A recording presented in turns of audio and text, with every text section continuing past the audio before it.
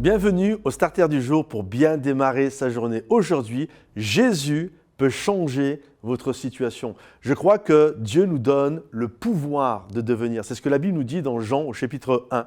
Dieu nous a donné le pouvoir de devenir enfants de Dieu. Et je crois que Jésus a cette capacité, ce pouvoir de transformer nos vies, ce pouvoir de changer notre existence. Lorsque, à un moment donné, on a amené un paralytique à Jésus et que Jésus, quand Jésus l'a vu, la Bible nous dit que Jésus lui a dit à ce paralytique « tes péchés te sont pardonnés ». Et là, il y avait des religieux qui étaient là, ils se disant en eux-mêmes, mais pour qui il se prend de dire qu'il peut pardonner les péchés? Il n'y a que Dieu qui soit capable de pardonner les péchés. Et Jésus entendait dans leur cœur. Jésus entendait, il a cette capacité d'entendre dans les pensées.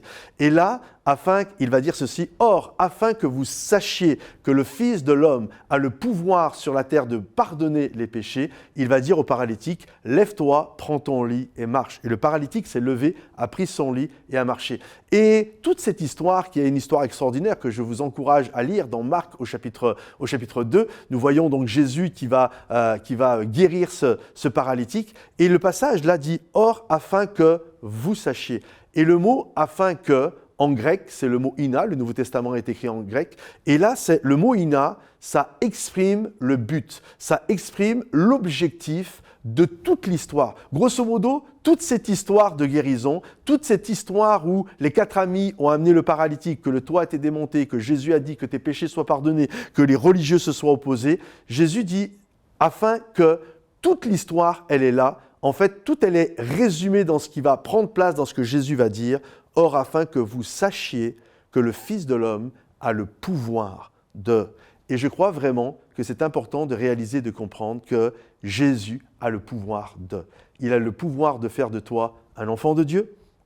Il a le pouvoir de te guérir, il a le pouvoir de te délivrer, il a le pouvoir de guérir ton cœur contrit, il a le pouvoir de te restaurer dans ta vie, il a le pouvoir de faire en sorte que les choses fonctionnent. Oui, Jésus a le pouvoir. Un jour, un paralytique a été voir Jésus en disant « Si tu veux, tu peux me guérir ». En fait, son stress à ce lépreux, c'était pas que Jésus pouvait, il savait que Jésus pouvait, c'était plutôt est-ce que Jésus veut.